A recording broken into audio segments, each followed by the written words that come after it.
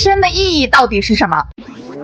你可能会认为是爱情、是事业或者是金钱。很多人从出生的那一刻起，活着的主要任务竟然是上班，因为除了上班以外的任何事情都要靠请假来完成。上学之后比成绩，结婚之后比工作，比家庭，甚至在临死前还要比谁的墓地更豪华。人的一生就只是为了攀比而活吗？这看似是在追寻幸福的路上，但实际上是离幸福越来越远了。当所有人都匆匆忙忙，这实际上已经违背了幸福的初衷。巨额的房贷压得很多人没有任何喘气机会。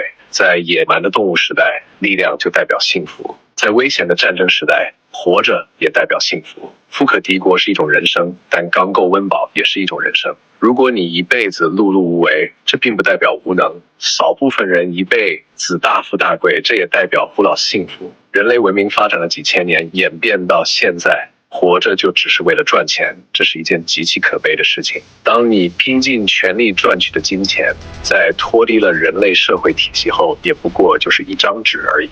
人类文明发展的初衷并不是为了获取更多利益，而是可以按照自己想要的方式去度过余生。人生实际上就是一场体验，100年以后没有你，也没有他。50亿年以后，你和一切人类文明都将烟消云散。不管你曾经有多么辉煌的成就，在宇宙的大尺度范围下，你什么都带不走。唯一能带走的是你的精神与信仰，是永不磨灭的意识和灵魂。在当下的这个世界，有人把你当童话，有人把你当神话，也有人把你当笑话。没关系，怎么看那都是别人的，如何活才是你自己的。